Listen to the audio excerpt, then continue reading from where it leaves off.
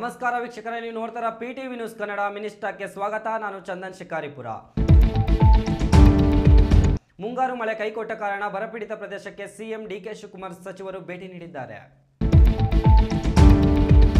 ದೇಶದ ನೀಟ್ ಸೇರಿದಂತೆ ಸ್ಪರ್ಧಾತ್ಮಕ ಪರೀಕ್ಷೆಗಳ ಪ್ರಶ್ನೆ ಪತ್ರಿಕೆ ಸೋರಿಕೆ ಪ್ರಕರಣಗಳ ಬೆನ್ನಲ್ಲೇ ಕೇಂದ್ರ ಸರ್ಕಾರ ಮಹತ್ವದ ನಿರ್ಧಾರ ಕೈಗೊಂಡಿದೆ. ಪರೀಕ್ಷಾ ವ್ಯವಸ್ಥೆಯಲ್ಲಿ ಪಾರದರ್ಶಕತೆ ಮತ್ತು ವಿಶ್ವಾಸಾರ್ಹತೆ ಹೆಚ್ಚಿಸುವ ಉದ್ದೇಶದಿಂದ ಉನ್ನತ ಮಟ್ಟದ ಕಾರ್ಯಪಡೆಯನ್ನು ರಚಿಸುವುದಾಗಿ ಪ್ರಧಾನಿ ನರೇಂದ್ರ ಮೋದಿ ಘೋಷಿಸಿದ್ದಾರೆ.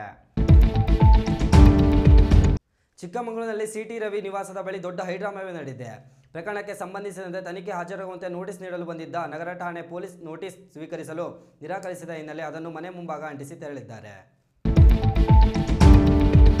ಚಿತ್ರದುರ್ಗ ಜಿಲ್ಲೆಯ ಹಿರಿಯೂರಿನಲ್ಲಿ ಸಚಿವ ದಿವಂಗತ ಡಿ ಸುಧಾಕರ್ ಅವರಿಗೆ ಭಾವಪೂರ್ವ ನುಡಿನಮನ ಸಲ್ಲಿಕೆಯಾಯಿತು.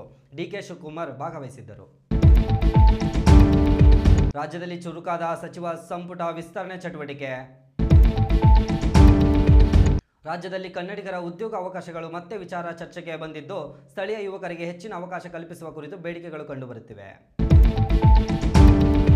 BLO ಕೈ ಸೇರುತ್ತಲೇ SIR ಕಾಪಿ.